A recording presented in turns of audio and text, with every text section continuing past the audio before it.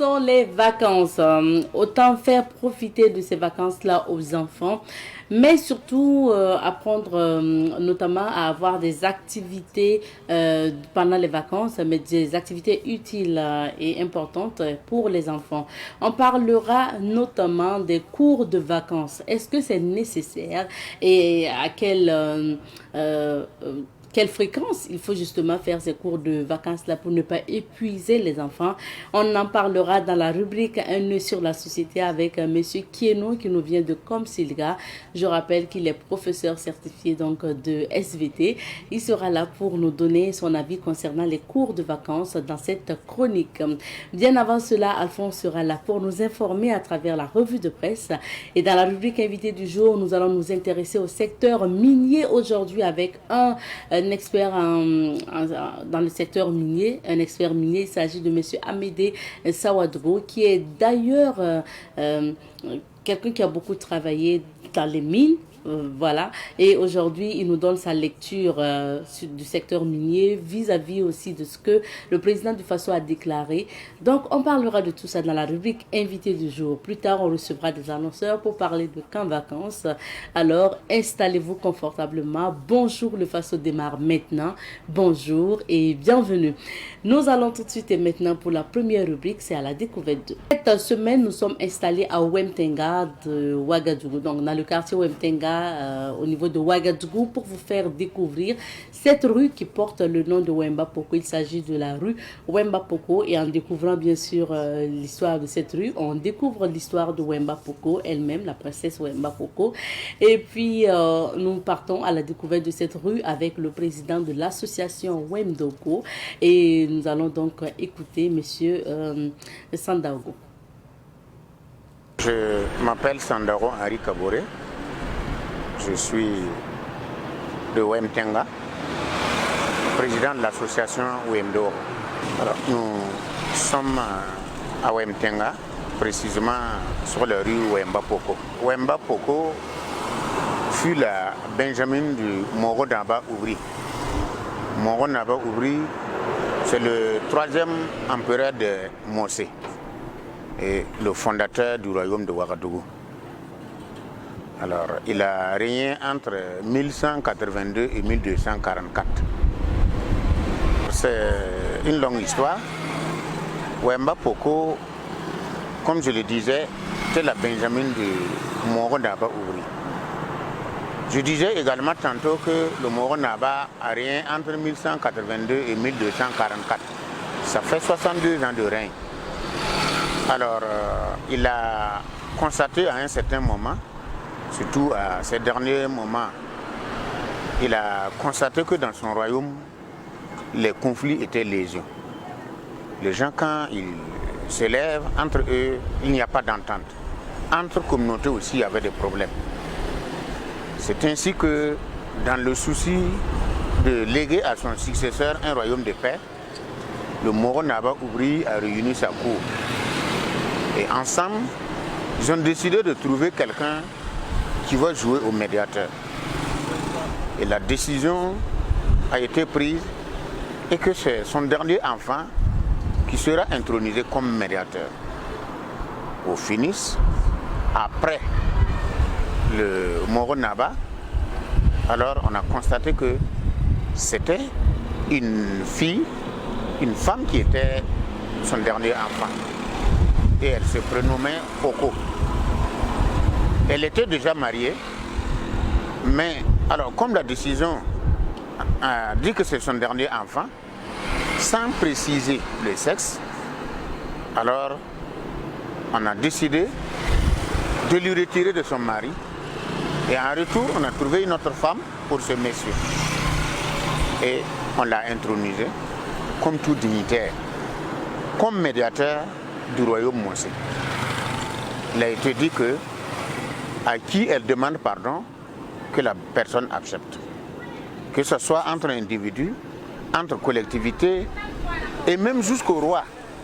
Personne n'avait le droit de refuser la demande de pardon de Wemba Poko. Alors, Wemba Poko, Wemba, selon certaines versions, c'est le fait qu'elle est revenue ses parents. Donc c'est des déformations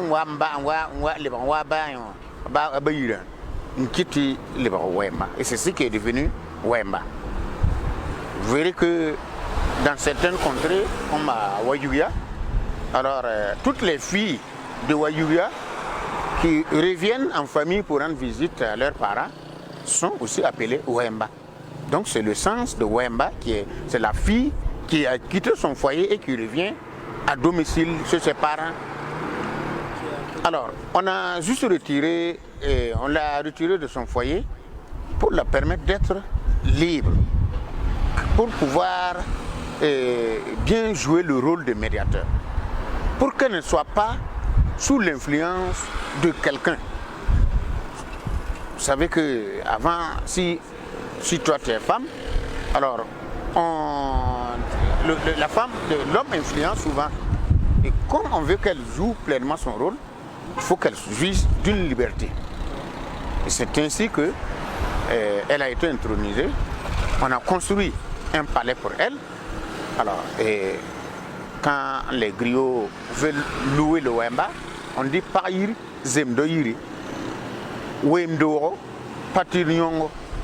Ça veut dire que la cour d'une femme qui équivaut à celle d'un homme. Et ce n'est pas une cour qui a été construite à la hâte. Donc ça a été construit un vrai palais aussi. Et à partir de ce jour, elle était chargée de faire la médiation dans tout le royaume aussi. Dans tout le royaume. Et jusqu'au roi. Et si jamais tu refuses la demande de pardon, c'était considéré comme un sacrilège. Alors, le roi pouvait envoyer les guerriers. Si c'est entre collectivités, entre communautés, alors la partie qui a refusé la demande, alors on inflige une correction à ces gens pour qu'ils sachent que, alors, une fois qu'on te demande pardon, il faut accepter, sinon le malheur peut s'en suivre. Alors, donc, c'est à partir de là, alors il y a eu des Wemba qui se sont succédés, aussi bien des hommes comme des femmes, qui ont tous été des Benjamins du Moro Naba. Alors, comme le Moro Naba continuait de faire ses conquêtes en son temps, au fur et à mesure que le royaume s'élargissait, alors il y a besoin d'installer aussi bien des guerriers autour de celui que le Moro Naba choisit comme chef de cette localité, et il faut aussi un système aussi pour la médiation. Donc on a fait appel à, souvent, s'il y a un Benjamin qui n'a pas été intronisé ou une Benjamine, on l'amène là-bas pour nommer Wemba. Alors, et jusqu'à un certain moment, bon, là où il y a eu des Wemba hommes, c'est devenu une famille de Wemba. Et c'est là, aujourd'hui, à partir de Moro Naba Zetro Bousma, est né Wemba Rare, qui a fondé le quartier, le village de Wemtenga de Ouagadougou, là où nous sommes actuellement. Sinon, depuis que le Moro Naba Oubri, qui a décidé de nommer le Wemba, c'était depuis le XIIe siècle. Et en ce moment, c'était toujours, le Moro Naba Oubri était toujours à Zignaré. Et les premiers Wemba, la première à être nommée était basée à Goué, dans la commune rurale de Lumbila. Aujourd'hui, comme le Moro Naba est à Ouagadougou, alors c'est le Wemba de Wemtenga de Ouagadougou qui est chargé de la médiation auprès de lui. Vous écoutiez à l'instant le témoignage de M. Sandaogo Henri Kabouré. Il est donc le président de l'association Wemdogo de Wemtenga et il nous parlait de l'histoire de Wemba Poko, mais surtout aussi de la rue qui porte son nom aujourd'hui. Et cette rue-là est située dans le quartier Wemtenga et nous découvrons la rue Wemba Poko cette semaine à travers la rubrique à la découverte d'eux. Merci de votre attention. À présent, direction donc l'information et c'est à travers la revue de presse. La revue de presse est présentée aujourd'hui par Alphonse Ouitrago que nous retrouvons. Bonjour et bienvenue Alphonse. Bonjour Madame Nikiema, bonjour à toutes et à tous. Merci et bonne arrivée. Merci. Alors, Alphonse, on part tout de suite et maintenant pour découvrir les titres des journaux. Tout à fait, et je commence avec le journal de Nakibero, l'Observateur Palga, qui nous affiche ce matin opération spéciale de délivrance de PUH en 72 heures maximum. Écrit le journal Grand banditisme de faux monnayeurs dans les filets de la maréchaussée. C'est un autre titre du journal L'Observateur Palga. Banfoura, 3 morts dans un accident de la circulation, nous informe le journal toujours. Procès, l'événement contre le Conseil supérieur de la communication CSC. La juge des référés ordonne la suspension de la suspension, nous informe le journal. Maintien de l'interdiction de l'excision en Gambie, pourvu que les actes suivent, et préconise donc le journal L'Observateur Palgam. Le journal Aujourd'hui face lui affiche ce matin apurement du passif foncier. Le gouvernement lance une opération spéciale de délivrance de PIH et d'attestation d'attribution de parcelles. Présidentielle et législative au Rwanda. Et si on parlait de l'après Kagame, c'est une analyse du journal Aujourd'hui au Faso, c'est-à-dire à la page 5 du journal. Toujours dans ce quotidien, on peut lire BDF veut renégocier les contrats pétroliers. Et sur ce sujet, le journal nous apprend que le professeur Batili a été donc désigné envoyé spécial de BDF, c'est-à-dire à la page 4 et 3 du journal. Toujours dans ce quotidien, on peut lire Bertrand Traoré signe à l'Ajax Amsterdam, c'est-à-dire dans cette colonne appelé donc News 2 jours. Le journal Le Pays nous parle divers sujets ce matin. Et de la une, on peut lire reconnaissance officielle des mariages religieux et coutumiers. Le gouvernement a reconnu notre place. C'est donc la réaction du Cheikh Hamidou Bagayan, l'imam à Daganoïm. Cette décision vient corriger une sorte d'injustice. C'est donc la foi de Clémence Tuna, journaliste à la RTB. Et sur le même sujet, Le Pays fait donc une analyse et écrit une mise en phase avec la réalité socio-culturelle nationale, c'est-à-dire à la page 6 du journal. Lutte contre le grand banditisme, un réseau de présumés monnayeurs démantelé. Opération spéciale de délivrance du PIH et d'attestation d'attribution de parcelles, 180 000 parcelles acquises auprès des promoteurs immobiliers concernés. Toujours dans ce quotidien, on peut lire dans sa rubrique Révélation, clinique Princesse Sarah, l'autorisation d'ouverture annulée, nous annonce le journal Le Pays. Actu foot, actu sport, Bertrand Traoré signe son retour à l'Ajax Amsterdam, nous informe Le Pays. Terminons avec le journal Le Quotidien qui barre à sa une démantèlement d'un réseau de faux monnayeurs. Ils envisageaient fabriquer 7 milliards de francs CFA. Mercato, Bertrand Traoré de retour à l'Ajax Amsterdam. L'ONAB, une course cycliste féminine à Pau pour lancer le pari sportif. Mamadi Sawadego, président de l'association Amitié Burkina-Russie, déclare les pays de l'AES sont allés à la Confédération pour leur propre souveraineté et leur vraie indépendance. Merci bien Alphonse pour ces titres. On revient sur quelques sujets d'actualité. Commençons par la lutte contre le grand banditisme. Un réseau de présumés faux monnayeurs démantelé. Oui, c'est un réseau de présumés faux monnayeurs qui ont été démantelés.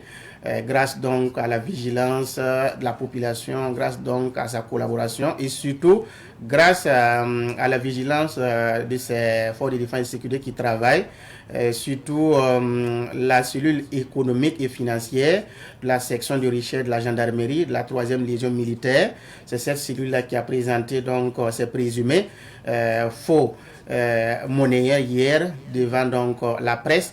Et ce qu'il faut retenir, c'est que ces gens avaient pratiquement tout le matériel qu'il fallait pour en tout cas se jeter dans cette aventure.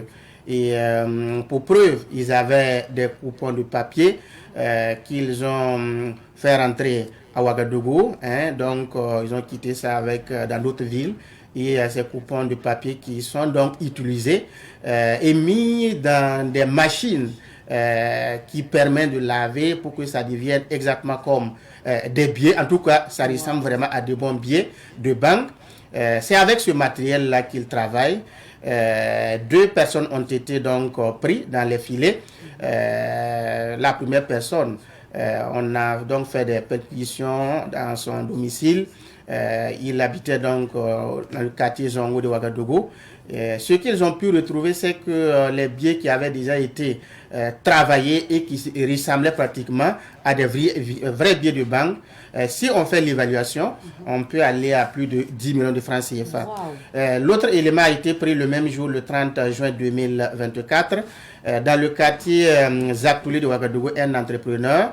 Et celui aussi, on a retrouvé des coupons de papier qui devaient donc être travaillés dans des machines qu'ils ont bien concoctées. Et c'est avec ces machines-là qu'ils arrivent à laver et que ça ressemble maintenant à de vrais billets de banque.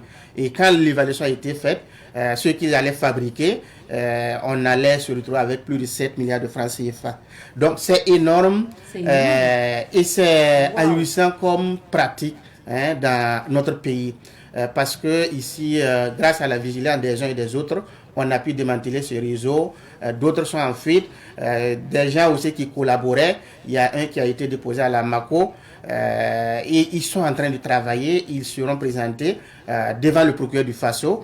Et ils seront situés, en tout cas, par rapport aux chefs d'accusation qui seront retenus contre eux. Mais là où j'ai envie de savoir, ces gens, est-ce qu'ils étaient à leur début? Combien ils ont pu travailler, mettre en circulation comme faux billets? En tout cas, on n'a pas eu cette information. Mais toujours est-il que c'est grâce donc à cette façon de travailler, à ces billets qui sont mis en circulation et qui se passent vraiment et qu'on n'arrive pas à faire détecter. C'est ça qui fait que ça peut amener des gens à se lancer dans des activités qui ne sont pas recommandées. Ça crée même l'insécurité davantage. Quand on parle qu'avec 7 milliards, qu'est-ce qu'on allait faire? Comment cet argent allait être utilisé? Est-ce pour construire des maisons? Est-ce pour financer le terrorisme? Ou est-ce pour vraiment créer d'autres réseaux qui vont donc déranger vraiment la quiétude des populations? Ce sont des questions auxquelles il faudrait donc se poser. Et je pense que ce travail qui est fait est à saluer. Mais il y a encore d'autres actions qu'il faudrait mener. Parce que j'ai vu que dans le journal Aujourd'hui au Faso, il a été dit que le commissariat de l'arrondissement 9 de Ouagadougou, qui a travaillé en collaboration avec le commissariat de Dougou, ils sont donc arrivés à démanteler un auto-réseau de gangs. Et ces personnes-là, ce sont des gens qui se promenaient en binôme, la nuit, dans la pénombre. Ils vous suivent, ils arrivent jusqu'à votre hauteur et puis ils braquent l'arme maintenant sur vous, mais vous êtes obligé de vous dépouiller, de tout donner pour qu'ils partent. Donc je pense que ce mécanisme est utilisé dans beaucoup de quartiers comme Rimkieta, Marcoussi, Tampoué et bien d'autres quartiers. Des gens ont été victimes de ces cas donc de vol à l'arraché ou par effraction et ou par toute autre manière.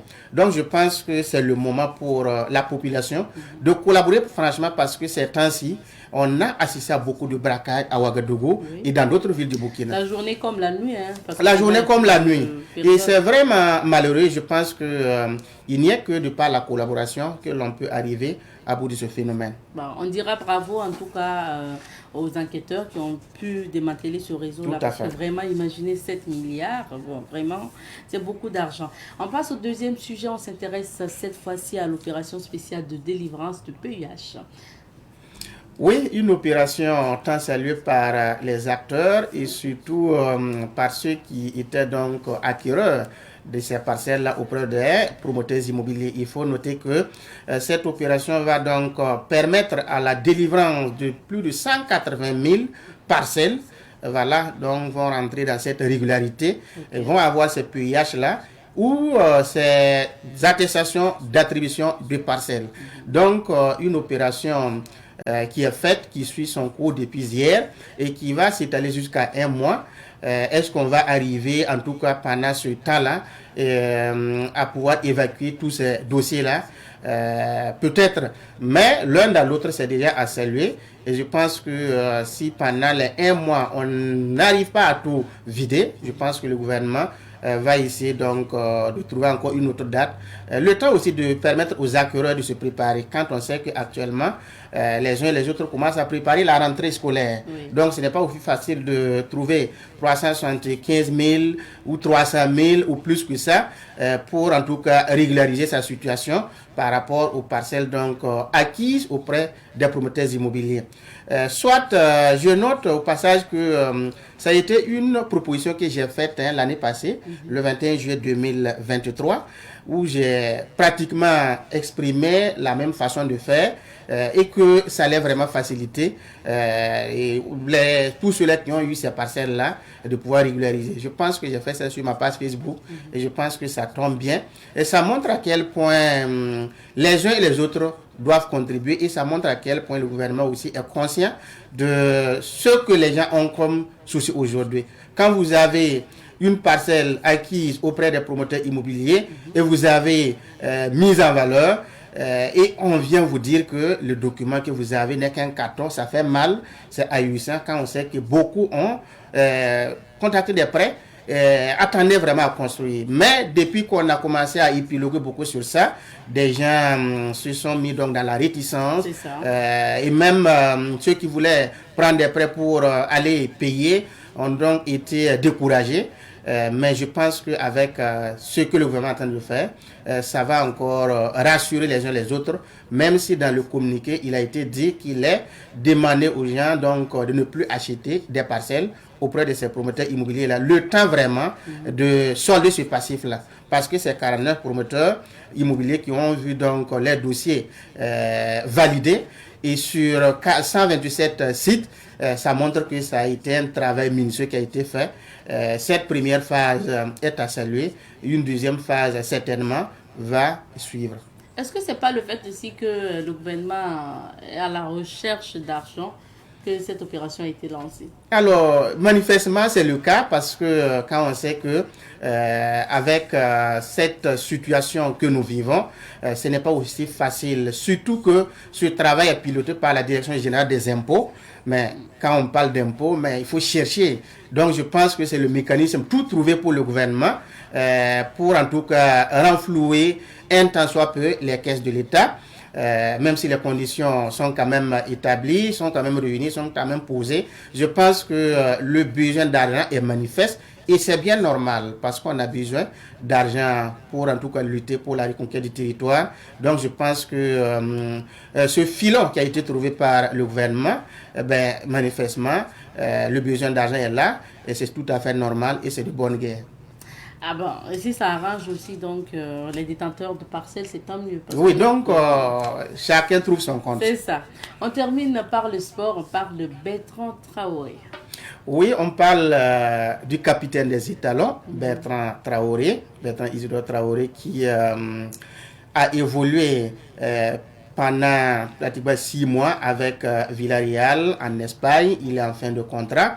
Donc, beaucoup de clubs avaient déjà commencé à manifester leur besoin de le faire signer dans leurs différents clubs. Mais on peut dire que la chance a souri à l'Ajax qui a eu donc ce privilège-là de signer pour 2 ans le capitaine des étalons, Bertrand Isidore Traoré. Donc, c'est un club qu'il connaît bien parce qu'il y a déjà évolué il y a de cela quelques années et il a été en tout cas au bon niveau de sa carrière. Donc, les gens se rappellent les buts qu'il marquait facilement. On se rappelle vraiment de son pied gauche qui était vraiment magique et qui, en tout cas, pénétrait toutes les surfaces de l'adversaire. Donc, je pense que pour moi, ça ressemble à une remise à niveau. Bertrand Traoré a aujourd'hui besoin d'un temps de jeu. Et pour un club comme l'Ajax, qu'il connaît bien, je pense que y retourner, c'est en tout cas se mettre encore en jambe, revenir en bonne forme et occuper sa place de capitaine dans l'équipe nationale. Et je pense que nous avons tous encore besoin de lui pour coacher les plus jeunes, pour en tout cas assurer une bonne relève. Je pense que c'est à ce niveau aussi qu'il faudrait saluer la signature donc, de ce contrat pour 2 ans. Voilà que Bertrand Traoré vient de faire avec l'Ajax Amsterdam. Donc c'est vraiment une mesure à saluer. Ah oui, à saluer. Est-ce que son évolution là-bas pourrait impacter donc oui, son retour dans l'équipe nationale? Pourquoi pas. Déjà, en évoluant durant ces quelques mois au niveau de Villarreal, il avait commencé à se retrouver très sérieusement. Donc, je pense qu'en signant pour 2 ans avec l'Ajax Amsterdam, c'est en tout cas le temps adéquat pour lui de se remettre en jambe, de revenir en force et en tout cas d'appuyer les plus jeunes. Et nous avons besoin de ça pour nous positionner. Non seulement il reste encore quelques matchs pour les éliminatoires de la Coupe du Monde. Et il y a aussi la CAN 2025 qui se profile à l'horizon. Donc, il faut mettre les petits plats dans les grands pour nous assurer une équipe dynamique, une équipe où il y a la cohésion. Je pense que leur passage au pays, au Burkina, durant ces quelques jours-là, ils ont mis à profit ce temps pour discuter avec les douaniers comme les Charles Caboret, comme d'autres, en tout cas pour essayer d'arrondir les angles. Parce que j'ai dit ici que lorsque le débat se mène à l'extérieur, ça affecte les joueurs, ça affecte l'intérieur, ça affecte l'équipe. Donc je pense qu'ils ont mis ce temps à profit là pour se parler, pour se comprendre, pour en tout cas repartir sur de nouvelles bases. On espère bien. Merci. Et j'oublie pas parce que il y a la Coupe Amérique qui a joué. La finale a connu donc la victoire de l'Argentine, de Lionel Messi qui est sorti à la 65e minute en larmes parce qu'il n'a pas terminé la rencontre. Il y a donc une blessure. C'était vraiment l'émotion quand nous avons tous vu la Pulga couler des larmes. Ça a affecté en tout cas tous ceux-là qui connaissent sa valeur et qui aiment vraiment le football. Mais en fin de compte, c'est l'Argentine qui a gagné parce que le match est allé jusqu'à la prolongation face donc à la Colombie qui est une bête noire de l'Argentine. Il faut le souligner. Donc je savais, tout le monde, beaucoup d'observateurs savaient que ça allait être un match corsé. Effectivement, ça a été le cas parce que le but a été donc marqué à la 112e minute par Lautaro Martinez. Donc Messi a assisté sur le banc, ce but marqué par son coéquipier et ça a été vraiment une joie. Et cette rencontre qui finit marque aussi la fin de Di Maria, qui est aussi un coéquipier de Lionel Messi, parce que c'est son dernier match qu'il a joué avec l'Argentine. Donc, c'était un match palpitant, un match qui était à la hauteur. L'autre rencontre que je voulais évoquer, c'est par exemple l'Héros qui a aussi connu son épilogue. On a vu que c'est l'Espagne qui s'est mesurée à chose... l'Espagne contre l'Angleterre. Et nous avons vu que c'était un match qui s'est soldé par 2-1 en faveur donc de l'Espagne. Une équipe qui regorge beaucoup de jeunes et en majorité des joueurs du FC Barcelone. Donc, surtout Lamine Yamal qui a montré qu'il est jeune, un jeune de 17 ans, mais qui a toujours donné quelque chose, qui s'est toujours donné durant donc cette compétition de l'Euro, parce que n'oublions pas que c'est l'Espagne qui a renvoyé la France de Kylian Mbappé à la maison. Donc ça montre que l'Espagne a aujourd'hui un groupe qui a de l'avenir et c'était vraiment une victoire méritée amplement et humblement. D'accord, merci pour ces analyses, ces informations. Merci. Le football au niveau national, international, donc commenté par Alphonse Ouedraogo et Léo Messi, c'est le combat de Alphonse Ouedraogo, c'est tout. C'est le meilleur. Bon, d'accord, c'est bien noté. C'est le meilleur. C'est sûr que tes camarades supporters de Barcelone, de Léo Messi et tout ce qui va, vont se dire, ah oui, c'est ça, c'est vrai. C'est ça. Bon, maintenant on va découvrir les couleurs du temps, c'est dans la météo. Nous recevons pour vous aujourd'hui Monsieur Tegwende Amédée Sawadogo. Il est expert minier burkinabé. Il a d'ailleurs travaillé aussi dans des mines au Burkina Faso. Il est PDG du Continuum Mining et BTP Center, donc en abrégé CMTC. Monsieur Sawadogo, bonjour. Bonjour. Bienvenue sur notre plateau. Merci bien. Alors, je le disais tout à l'heure, vous êtes expert minier. Vous avez d'ailleurs travaillé dans des mines au Burkina Faso. Votre parcours dans le domaine a été reconnu puisque vous avez été décoré 2 fois au Burkina Faso et vous avez eu également des prix au niveau du Rwanda notamment. Alors, quel est votre parcours qui vous a valu cette distinction sur le plan minier? Alors, merci d'abord pour l'invitation et me permettre de pouvoir m'exprimer sur le secteur minier. Et comme vous l'avez dit, effectivement, j'ai été décoré 2 fois au Burkina et j'ai eu le prix de meilleur manager de centre de formation au Rwanda, au prix PADEF. Alors, le secteur minier, j'ai été salarié en tant qu'opérateur d'usine, c'est-à-dire c'est dans l'unité, c'est-à-dire tout le parcours de traitement jusqu'à couler de lingots. Et par la suite, j'ai été délégué du personnel, délégué syndical. Donc, toujours dans les mines. Dans les mines, voilà, dans les sociétés minières. Donc, nous avons bataillé, nous avons tenu des luttes, nous avons fait des dénonciations sur certaines pratiques. Et par finir, bon, j'étais obligé de quitter parce qu'à un moment donné, on était devenus comme des enfants mal aimés qui dérangeaient. Il fallait l'abattre. Et c'est par là que j'ai été sollicité au niveau en 2016 lors de l'enquête parlementaire pour participer, donner une lecture qui nous a prévalu l'obtention du fonds minier de développement local. Et par la suite, au niveau de la direction générale de la formation professionnelle en tant que chargé à l'élaboration des référentiels sur le secteur minier pour les formations.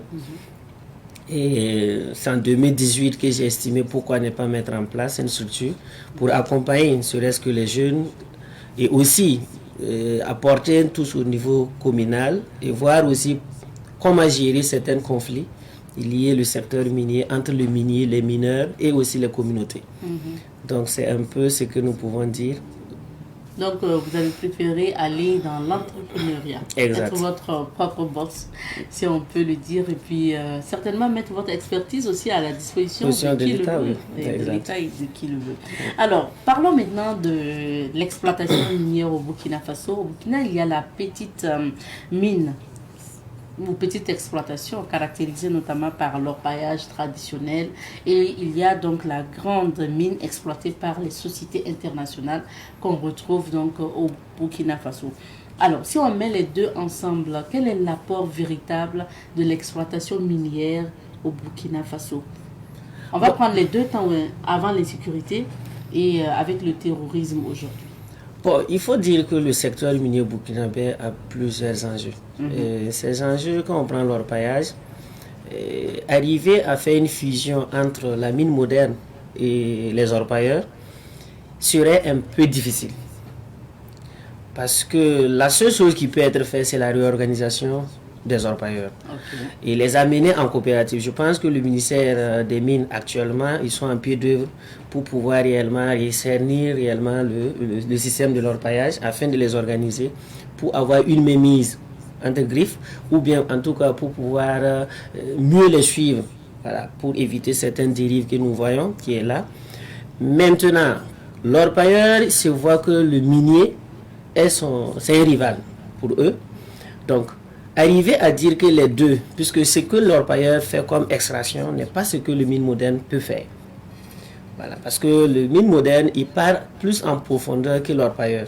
Et ils utilisent des matières, notamment des produits chimiques, qui sont encore plus élevés que l'orpailleur.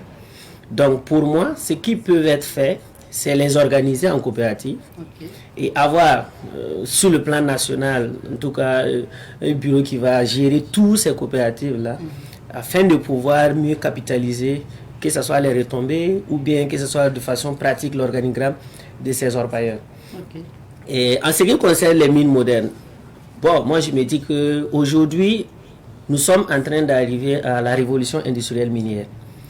Et si nous reculons, il y a eu des périodes où, par exemple, au Burkina, on te dit que, voilà, si tu n'es pas d'accord en mine, ça veut dire qu'on te dit, bon, si tu n'es pas d'accord, va chez toi. Et d'autres te disent même que la loi burkinabé s'achète. Aujourd'hui, nous ne pouvons plus parler de ces choses. Alors, avec la vision actuelle, je me dis que c'est le moment pour nous de faire réellement le secteur minier un pilier de développement. Et la mine ou les sociétés minières ont beaucoup d'apports sur le plan économique du Burkina. Et quand on prend la ville, l'insécurité qui s'est manifestée, il y a d'autres qui se sont fermés. Il y a d'autres aussi qui se sont fermés par mauvaise gestion. Parce que quoi qu'on dise, disons la vérité, nous ne pouvons jamais finir le jugement naturel du Burkina Faso. Quelle qu'en soit l'entreprise, il viendra, il va extraire, à un moment donné, il va traverser des difficultés, que ce soit économique, mauvaise gestion, il va céder toujours. Alors, les deux fusionnés, c'est difficile. Mais les deux, on peut les organiser de telle sorte que l'État puisse avoir une mise. Et je pense que c'est le dynamisme actuel, car quand on regarde avec la suspension de l'exploitation ou d'octroi des permis, ça permet d'une manière de savoir qui fait quoi et qui intervient dans quoi. D'accord. On va revenir justement aux solutions que vous proposez tout à l'heure concernant la réorganisation et autres. Ça veut dire que, quoi qu'on dise, l'exploitation minière, qu'elle soit artisanale ou industrielle, apporte de l'argent au pays, au Burkina. Oui, il apporte. Quand on prend par exemple au jour d'aujourd'hui, vous prenez par exemple sur le fonds, pourquoi nous avons, à un moment donné, il fallait déverrouiller, parce qu'en 2016, on a eu le fonds, mais d'une manière ou une autre, ça a été stratégique, parce qu'il y avait des articles qui permettaient de verrouiller, afin qu'on ne dilapide pas le fonds. Donc, quand la situation inattendue est arrivée, notamment l'insécurité, il fallait mobiliser les fonds.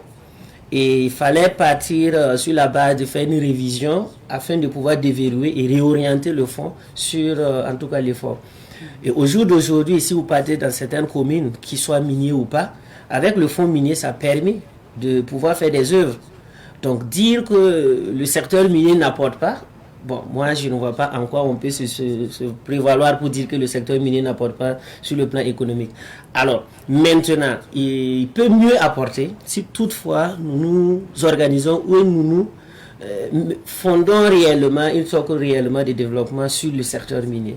Parce que quand on regarde au jour d'aujourd'hui, sur le plan économique, le commerçant qui devrait avoir la possibilité de faire couler ses marchandises hors de la capitale n'arrive plus. Alors, les sociétés minières, ils sont tous concentrés sur Ouagadougou. Maintenant, les sociétés minières, au jour d'aujourd'hui, l'économie, on peut dire que c'est l'un des facteurs qui nous permet au jour d'aujourd'hui de se maintenir. Donc, il nous appartient... Malgré la situation d'insécurité, ou bien est-ce qu'avec l'insécurité, il y a eu une conséquence directe sur l'économie? Oui, malgré l'insécurité, mais avec l'insécurité, il y a des mines qui sont fermées. Oui. Économiquement, ces mines qui apportaient sur le fonds ne le font plus. Ils payaient des taxes et ils n'arrivent plus à payer les taxes parce qu'ils ne fonctionnent pas. Oui. Alors, donc ça joue sur l'économie. Mais quoi qu'on dise, nous devrons toujours, ou bien nous devrons travailler de telle sorte que le peu des entreprises qui y restent, que nous travaillons réellement à galvaniser et pouvoir les maintenir. Sans quoi, si nous arrivons, ça a été à un moment donné, si on dit qu'il n'y a plus de sociétés minières au Burkina, bon, l'économie va aller en berne.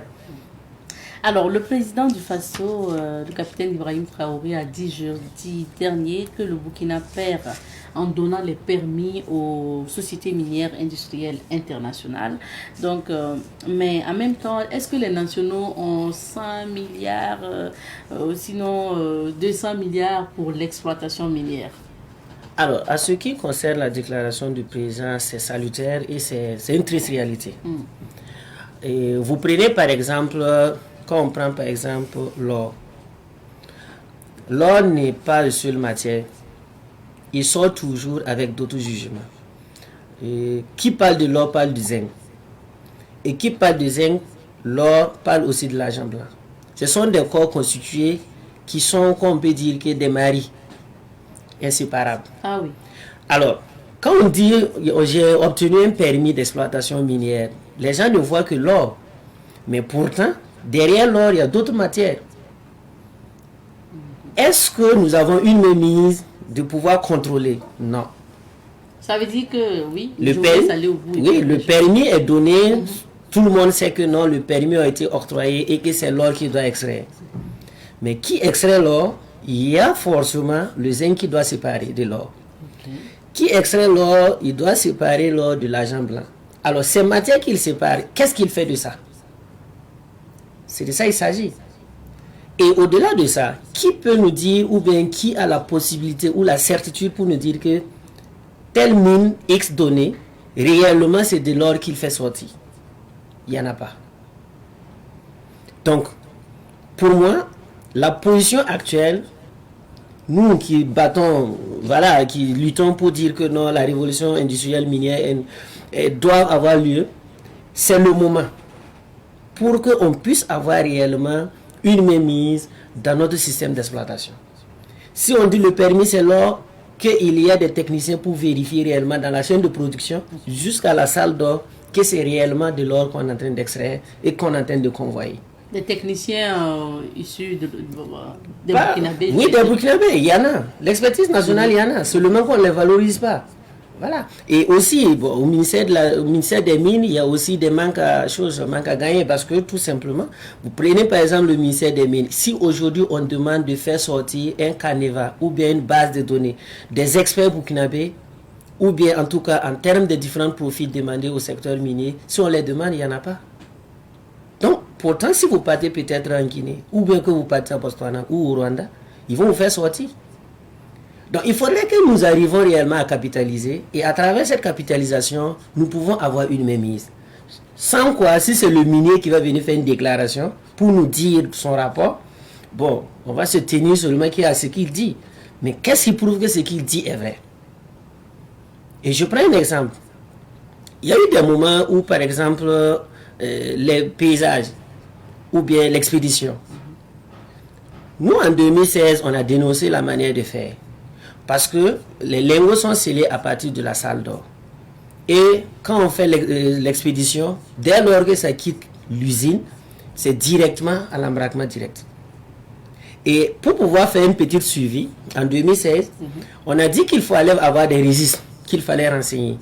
Qui renseigne encore ces registres? Et à quel moment? Et par la suite, quand ils ont fait encore des tours pour voir est-ce que la mise en œuvre réelle a été faite, on a constaté qu'il y a des gens qui ne remplissaient pas. Donc c'est pour dire que la révolution industrielle minière, là, elle est profonde et que les prises de décision doivent aller en adéquation avec la réalité. Et pour vous, ces mines-là peuvent rapporter beaucoup plus au Burkina si le secteur est réorganisé. Exact.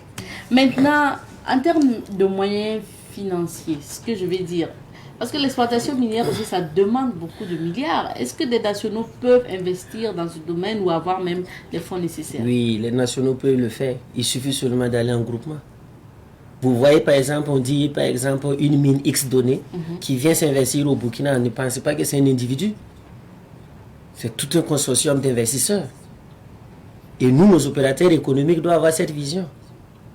La preuve en est qu'au Burkina, il y a au moins, je pense qu'il y a une fusion qui s'est manifestée pour l'achat d'une mine.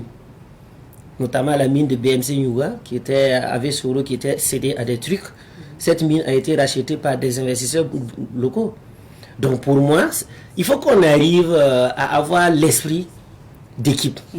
Voilà. Si on a l'esprit d'équipe, les investisseurs peuvent aller en consortium pour pouvoir arriver réellement à ouvrir des mines. Ce n'est pas le miracle. Voilà. Si on a des milliardaires au Burkina, et que c'est des milliards aussi qu'on demande pour faire l'ouverture, c'est que je pense que si ces milliardaires se réunissent, ils peuvent en tout cas s'entendre sur certaines choses et puis aller à l'ouverture. Alors, vous-même, vous avez travaillé dans les sociétés minières. Vous avez dit à un moment donné, vous avez donc dû quitter. Qu'est-ce que vous reprochez aux sociétés minières industrialisées, je veux dire? Voilà, les grandes sociétés internationales. Les grandes sociétés internationales qui sont là, c'est bien vrai que voilà, nous saluons l'initiative de la relecture générale du code minier qui est en cours. Et que cette manière de faire, cette relecture réellement est à saluer. Parce qu'ils ont impliqué tous les acteurs et toutes les parties prenantes dans cette relecture. C'est la première fois au Burkina. Voilà. Ça n'a jamais existé. À un moment donné, on s'assoit dans les bureaux, on organise des séminaires, les gens partent dire ce qu'ils veulent, et puis par fini, on dit que c'est adopté, et puis bon, face au terrain, on ne peut pas appliquer. Donc, pour moi, au jour d'aujourd'hui, l'élan dans lequel ils se sont lancés, je pense que ça va permettre de régler un sans toi peu, voilà, en tout cas, certains problèmes qui existent dans le secteur. Alors, vous prenez l'industrie minière. Il y a d'abord la question salarié minier. Et beaucoup de nos compatriotes ont été victimes. Et ou quoi, ils sont toujours victimes de certaines pratiques, de certaines sociétés minières. Parce que tout simplement, notre loi ne se focalise pas sur le secteur. Quand il y a un conflit, on se réfère du Code général du travail. Et quand vous voyez, on dit que non, une société minière X a un conflit avec ses salariés, on dit que c'est le ministre des Mines qui doit aller gérer le problème. Quand ça se dégénère, on dit que c'est l'inspection du travail, l'inspecteur lui-même ne connaît même pas le secteur. Donc pour trancher ou bien pour faire une analyse, c'est un peu complexe. Communautairement, quand vous regardez aussi, on a les conflits qui existent parce que tout simplement, il y a la méconnaissance du secteur qui fait que non, il y a des leaders d'opinion qui se manifestent d'une manière à une autre pour pouvoir dire que voilà, selon eux, voici ce qu'il y a, voilà ce qu'il faut faire. Pourtant, l'information qu'ils détiennent n'est pas forcément la réalité.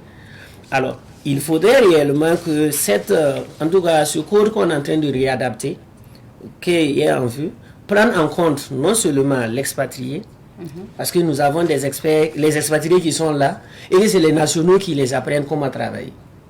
Et pourtant, ils touchent 1000 fois mieux que les nationaux.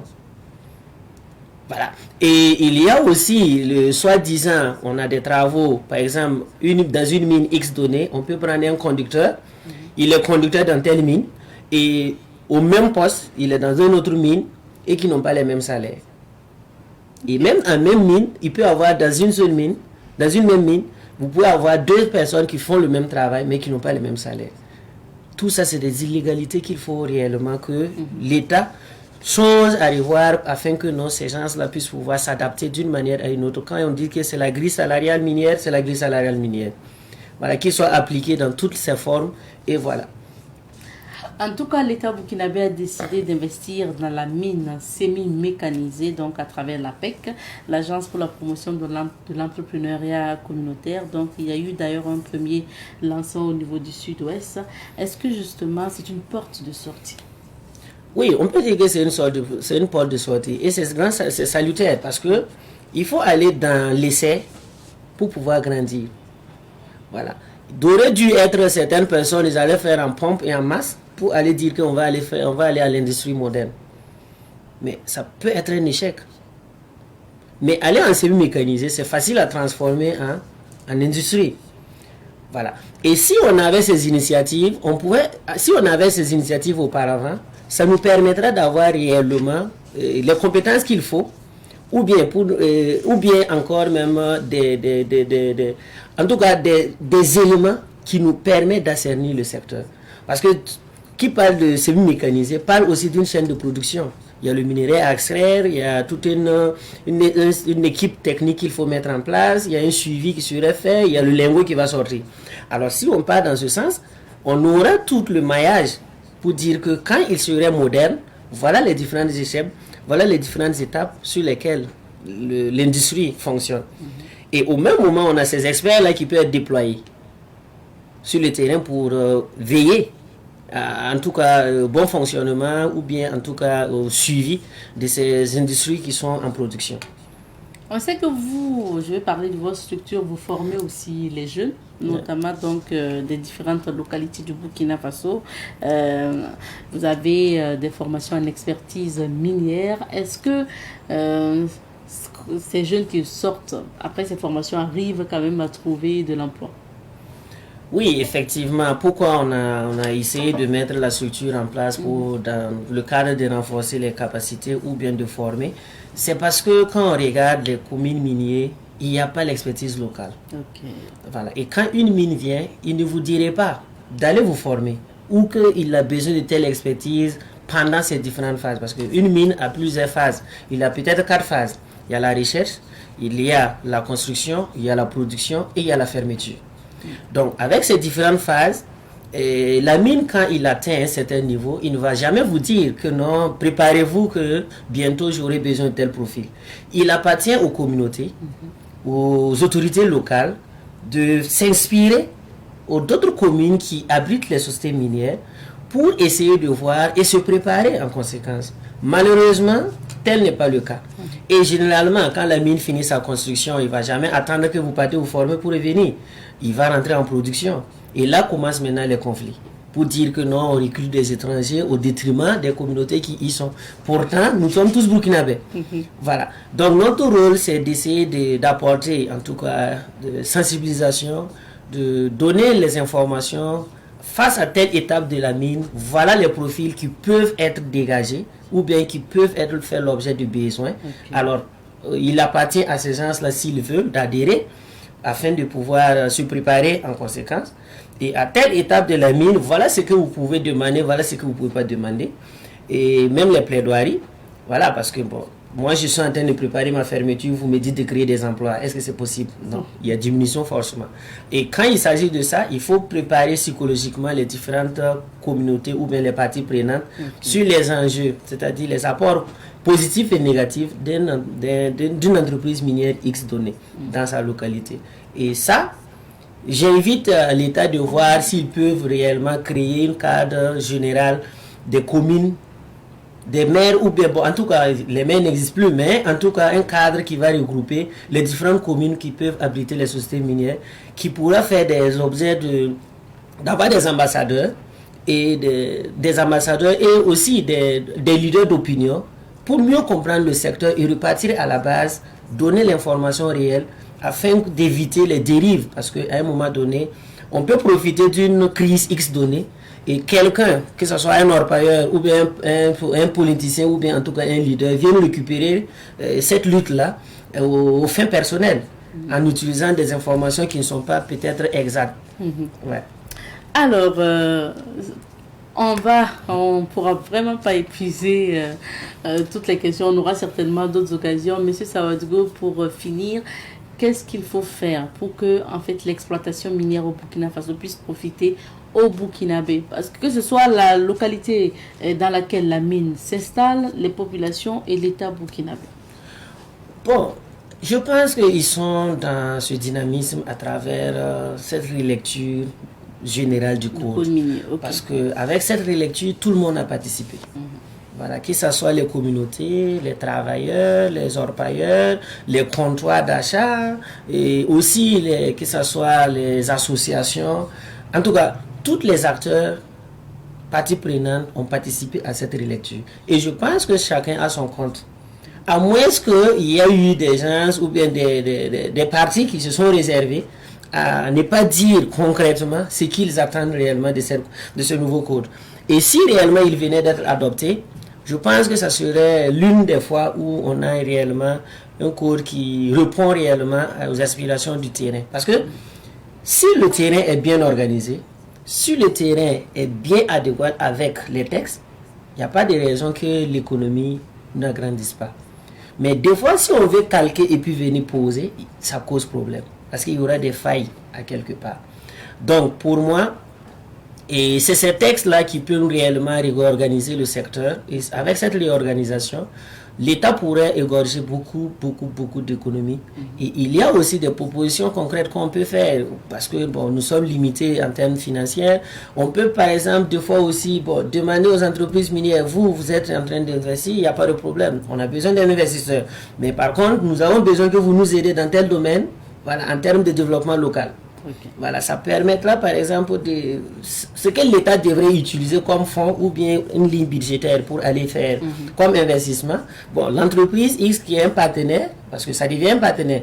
Voilà, l'entreprise X qui est un partenaire peut par exemple prendre en charge cet investissement et l'État pourrait reverser maintenant ce fonds-là à d'autres localités. Et c'est ensemble dans ce sens qu'on peut réellement dire que la production minière profite aux communautés, profite à la nation. Merci beaucoup pour ces analyses, Monsieur Sawadgo. Je rappelle que nous recevions comme invité aujourd'hui Monsieur Amédée Sawadgo. Il est expert minier. Il a lui-même travaillé donc dans des sociétés minières installées au Burkina Faso et il est PDG du Continuum Mining et BTP Center, donc CMTC. On va s'arrêter ici pour l'entretien d'aujourd'hui. On marque une petite pause et on retrouve d'autres invités. Et pour la suite de cette émission, la phase annonce, la phase des annonceurs, on parle de camp vacances, village copain du monde. Avec nos invités, nous sommes avec Monsieur Rasmane Ouedraogo, qui est le secrétaire général de l'association Santé Éternelle et Développement. Bonjour Monsieur Ouedraogo. Bonjour madame. Bienvenue. Merci bien. Nous sommes également avec le président de cette association, M. Philibert Belemkwabga. Bonjour. Bonjour madame. Merci d'être là, tous les deux, pour nous parler de l'activité que vous organisez. C'est un camp vacances, donc village copain du monde. On en parlera tout à l'heure, mais un mot quand même sur votre association dénommée donc l'association Santé Éternelle et Développement. D'accord, merci beaucoup de nous avoir permis de présenter notre association. Ok. Santé Éternelle et Développement, c'est une association laïque, apolitique, vraiment qui œuvre pour le bien des communautés. Et de cela depuis 2006. D'accord. Voilà, nous œuvrons dans l'éducation, la santé et le développement social. Voilà, donc pour l'éducation, l'association a déjà une école qu'il a pu mise en place grâce à nos partenaires qui prennent dans l'école, nous prenons les orphelins, voilà, et les nécessiteux. Voilà, et puis chaque année on arrive à accompagner aussi les nécessités qui ne sont pas dans l'école à leur distribution des fournitures, grâce aussi à nos partenaires. Voilà, côté santé, on a beaucoup œuvré dans le domaine de la santé par rapport au côté VIH, tuberculose et puis l'hygiène en général. Voilà. Donc, grâce aussi à nos partenaires, nous avons beaucoup soutenu beaucoup de malades du VIH-Sida, soutenu les orphelins. Ok. Voilà. Donc, éducation, santé et développement social. Développement social. Voilà. Ce sont vos domaines d'activité. Oui. Alors, maintenant, qu'est-ce qui vous a motivé à lancer ce camp vacances village copain du monde? La motivation, c'est depuis qu'on a croisé, d'abord, dans le domaine du VIH, nous avons croisé beaucoup de victimes collatéraux qui étaient les OEV. Voilà, donc il fallait... Les OEV, c'est quoi? Des orphelins, victimes, voilà. Ah, victimes du VIH. Voilà. Okay. Donc cela, avec les défavorisés aussi, on était là à organiser des activités pour eux, dans le domaine de surtout la réinsertion sociale et autres. C'est là qu'on a pu croiser un partenaire français qui nous a vraiment, qui a vu nos activités, qui était vraiment promoteur. Et cela, il a vraiment voulu nous aider. Cela, il nous a mis en contact avec le Secours populaire français de la Fédération d'Ardèche. Okay. Voilà, donc là, on a exposé nos projets. Ils ont vu que vraiment nos projets étaient des projets prometteurs, vraiment pour le bien des enfants et des orphelins au Burkina Faso. C'est à cela que depuis plus de 7 ans, ils ont commencé à nous soutenir. Voilà, donc c'est là est venue notre idée. Alors, je donne la parole maintenant à M. Ouedraogo, secrétaire général de l'association, qui, c'est sûr que vous connaissez bien l'activité village d'enfants, village copain du monde, c'est bien ça. Et ce camp vacances-là, c'est quoi la particularité en fait? Ce camp vacances, permettez-moi d'abord de dire que ce n'est pas la première édition. Okay. C'est la deuxième édition. Parce qu'il y a eu une première édition l'année passée qui était l'essai. L'essai parce qu'on n'a jamais organisé. Ça se produisait en France, en Ardèche. Comme le président vient le dire, lui participait chaque année depuis plus de 5 ans. Et nous avons décidé de le faire au Burkina Faso. Donc l'année passée, c'était la première édition. Et cette année, c'est la deuxième édition. Maintenant, vous avez dit la particularité de ce camp vacances. Qu'est-ce que vous faites aussi comme activité après? Voilà. Ça veut dire autour de ce camp, comme il a dit, c'est des enfants nécessités. Okay. Nous travaillons d'abord à unir les enfants à créer ce qu'on appelle le vivre ensemble. Une réinsertion sociale et une solidarité entre les enfants à travers des jeux bien dénommés, des jeux de société. Voilà.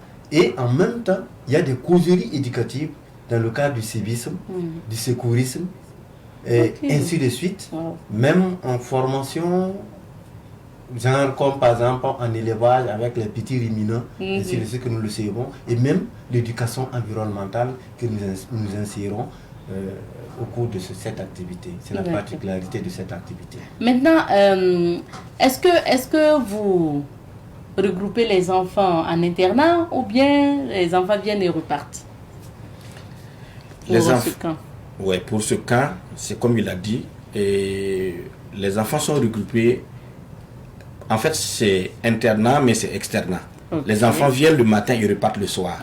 Voilà. Mais en fait, l'école en question dont je vous ai dit que le Secours populaire français nous a soutenus, c'est dans l'enceinte de cette école, une école bien sécurisée.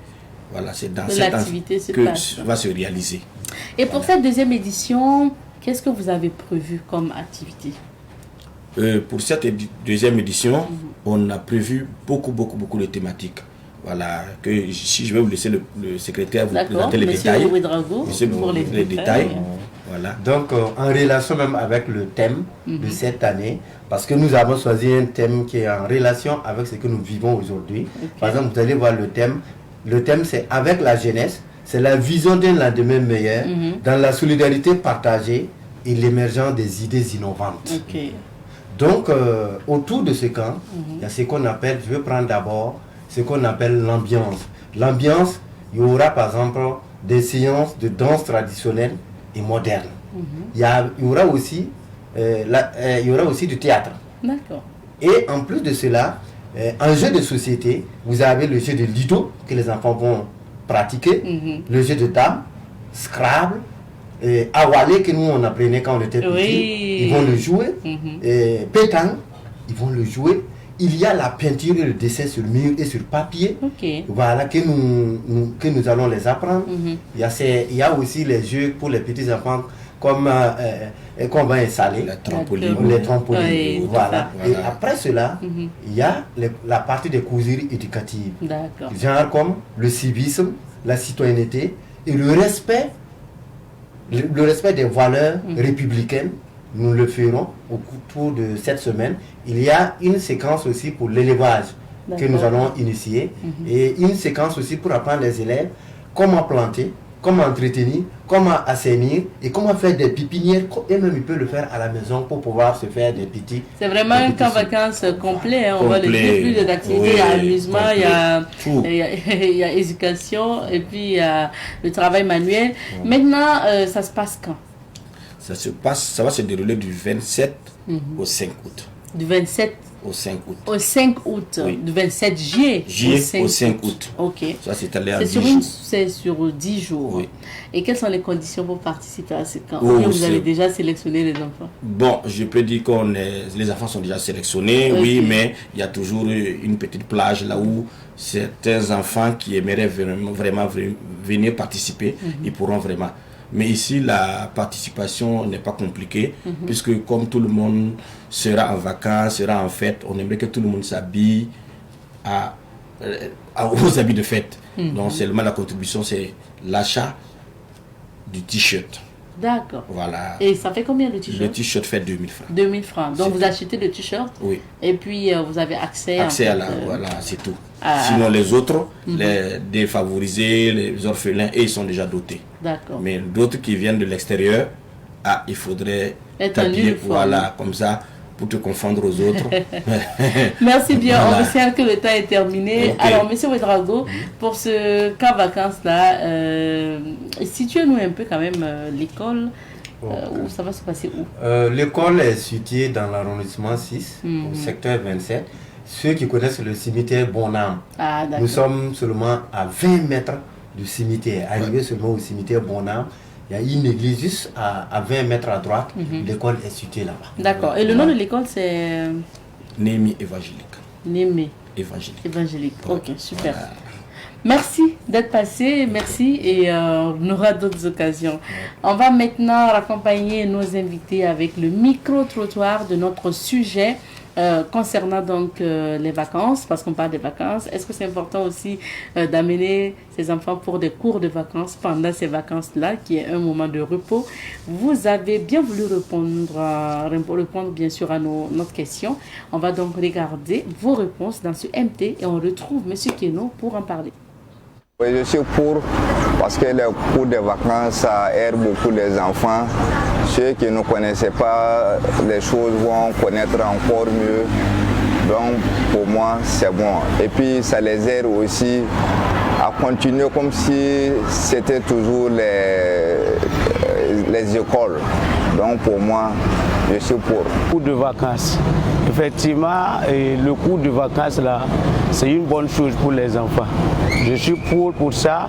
Selon moi, si on laisse les enfants comme ça, ils vont suivre les camarades qui ne sont pas allés à l'école là, faire du n'importe quoi, et pourtant ça va jouer sur eux. Voilà, les enfants, il faut bien prendre soin des enfants parce que c'est notre avenir. Voilà, c'est le relais qui est là. Donc il faut bien prendre soin des enfants. Voilà, donc cours de vacances là, c'est une bonne chose. Bon, je suis pour parce que c'est bon, c'est important. Parce qu'il y a des enfants, bon, si on les laisse les vacances, pendant les quelques mois, là, ils vont tout oublier. Donc moi je pense que c'est nécessaire les cours de vacances. C'est pour que les enfants puissent laisser quelque chose dans leur tête, ne pas oublier totalement. Et puis c'est nécessaire, c'est important. Cours de vacances, c'est que dans chaque pays, il y a un système éducatif qui est là. C'est ça, non? Et maintenant, l'année scolaire a un programme d'enseignement à exécuter. C'est ça, non? Et le programme doit être exécuté durant toute l'année scolaire. C'est ça, non? Voilà. Et dans l'année scolaire, il y a les congés. Il y a les congés du premier trimestre, congés du deuxième trimestre, et il y a les vacances. C'est ça, non? Et le blanc n'est pas bête. Hein? Ouais, le blanc comme ça, là, il n'est pas bête. Et s'il y a les congés, c'est pour que les enfants là, puissent se reposer. C'est un travail intellectuel. C'est bien. Les vacances aussi, c'est pour les élèves. Et les enseignants en profitent. Vous voyez, non? Ah bon, à ma connaissance, les vacances, c'est pour les élèves. Mais il y a des cours de vacances qui sont coûteux. Donc, c'est pour dire seulement, si réellement on veut une équité, si on veut éviter l'injustice là, soit le gouvernement prenne une décision pour tous les enfants de Burkina Faso. Et comment on appelle ça? Si au lieu de faire le cours de vacances, on fait le cours de vacances. Soit on arrête tout. Concernant le cours de vacances, on va dire quoi? On est pour, vu le niveau de nos élèves aussi. Voilà, je pense que c'est important, c'est bien. En même temps, contre aussi, parce qu'on ne devrait pas arriver à là. Je pense que nos élèves, avec l'éducation que nos instituteurs doivent donner à nos élèves, je pense qu'on n'avait pas vraiment besoin de cours de vacances, mais plutôt peut-être amener nos élèves à faire, à pratiquer certaines choses, c'est-à-dire à apprendre, soit des cours de musique, soit des cours de danse, des cours de cuisine.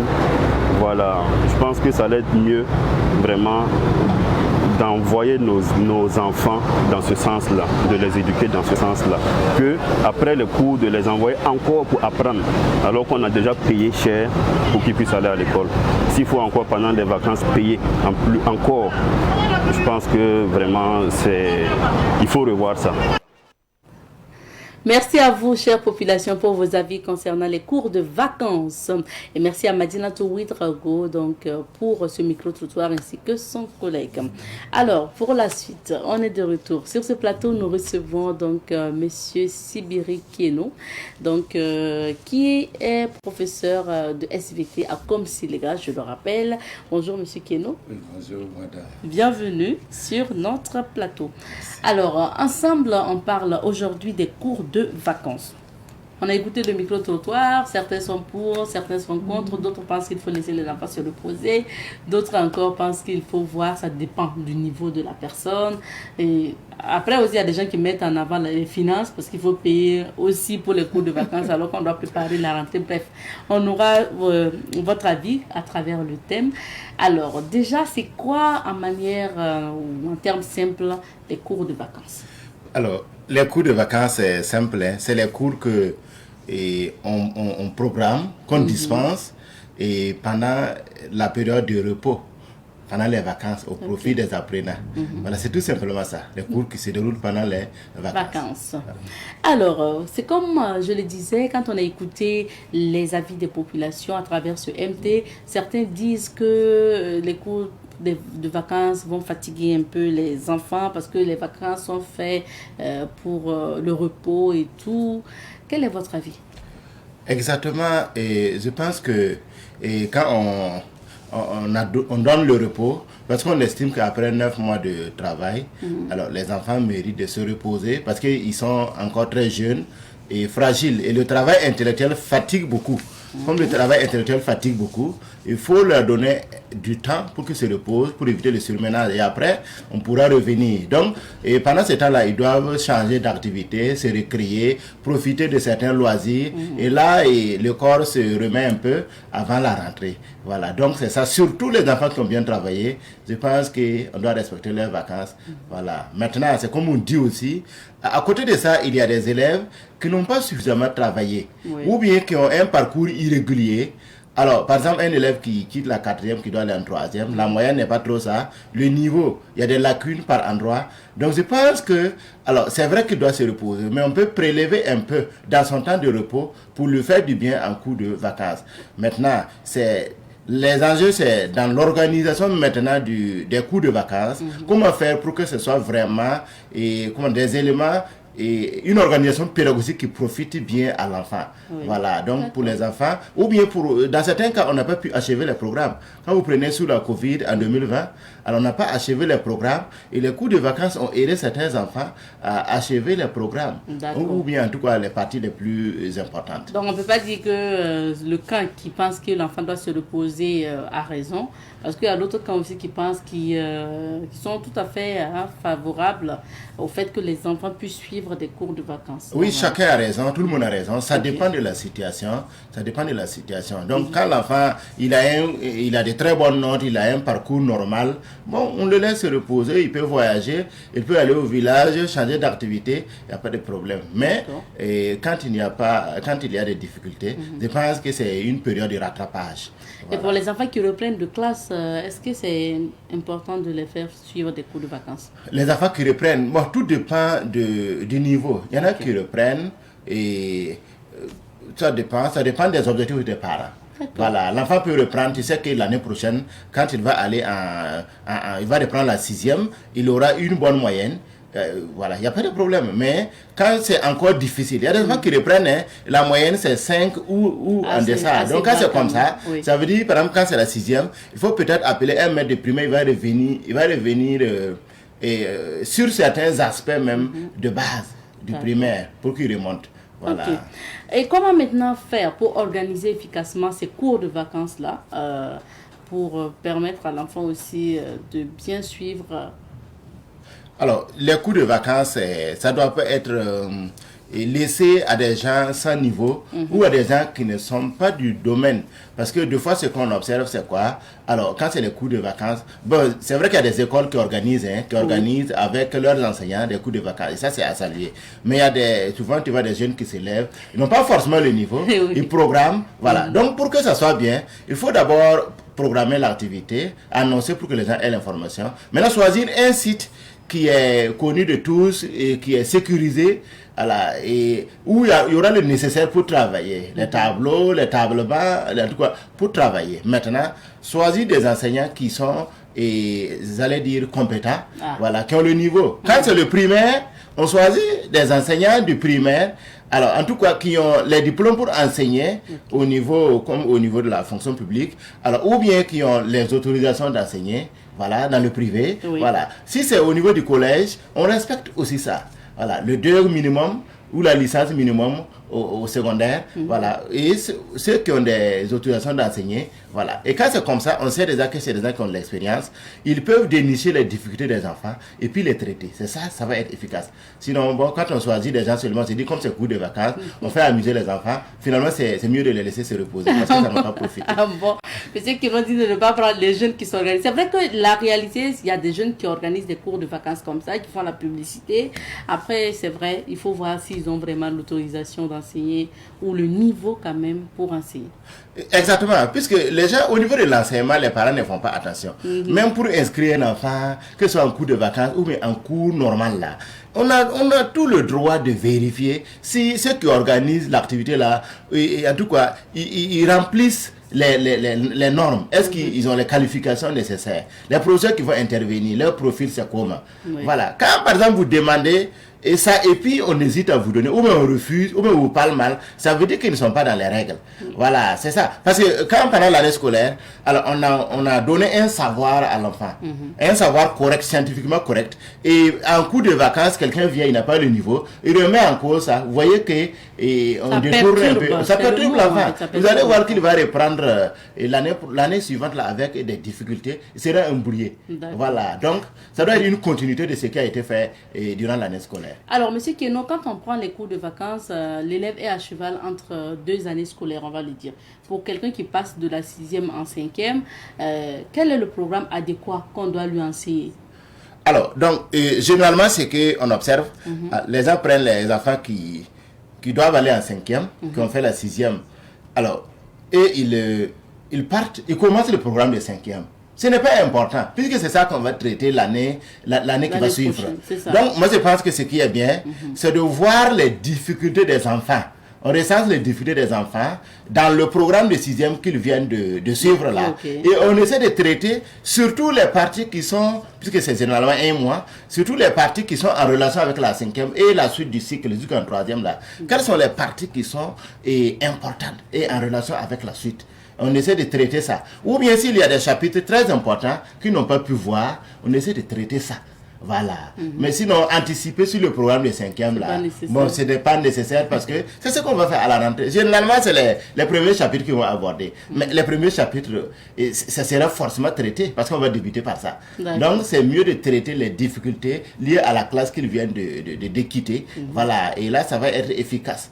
Voilà, quand l'enfant a des lacunes, on essaie de les répertorier et de traiter. Il y a ceux qui organisent pour les élèves en groupe. Est-ce que c'est possible aussi de faire des cours de vacances pour son enfant seul à la maison, comme des cours à domicile en fait? Oui, c'est très bien et c'est même très bien. Voilà, parce que alors c'est souvent le manque de moyens qui fait qu'on prend les enfants en groupe, on dit vous venez payer 5 000, 10 000. Mais quand ils sont nombreux, vous voyez que c'est difficile de traiter leurs difficultés particulières. Mais quand vous avez les moyens, vous prenez un enseignant seul à la maison, là il va diagnostiquer les difficultés de l'enfant sur le plan pédagogique, les difficultés sur le plan organisationnel et sur le plan de la discipline de l'enfant. Voilà, parce que quand on travaille un peu, tout ça, ça va ressortir. Et on essaie de traiter ça en relation avec les parents. Et là, c'est à terre de poser, et c'est le seul enfant que tu traites. Et là, je vous assure que ça va beaucoup marcher. Et je sais qu'au niveau de mon cabinet, il y a beaucoup de sollicitations à ce niveau. Voilà, et c'est efficace. Voilà. Mais c'est comme je dis, nous n'anticipons pas sur le programme de l'année à venir. On essaie de traiter les difficultés de l'enfant. Même la discipline, il y a des enfants qui sont indisciplinés. Tout ça, on essaie de corriger en relation avec les parents. Ok, voilà. Vraiment, on a épuisé le temps, M. Keno. Et justement, concernant votre cabinet, CAEDUC, c'est ça. Pour tous ceux, on va laisser les contacts de CAEDUC pour tous ceux qui voudraient bien inscrire leurs enfants pour des cours de vacances ou voilà, pour des accompagnements aussi particuliers parce que vous faites ça. Voilà, c'est ça. Donc, nous accompagnons les enfants à domicile pour les tests de recrutement dans les établissements catholiques, évangéliques et autres. Voilà, et aussi les cours à domicile pour, en tout cas, des remédiations. Alors, en tout cas, pour achever certains chapitres. Alors, en tout cas, nous avons un réseau d'enseignants et nous sommes disponibles pour accompagner les parents. La documentation aussi. Un contact, M. Keno? Oui, le contact 70 78 11 61 ou bien le 65 43 57 93. Ok, merci beaucoup d'être passé, M. Kieno. On vous a précipité, mais vraiment désolé. Merci à vous également, fidèles téléspectateurs de Bonjour le Faso. À demain. Peace.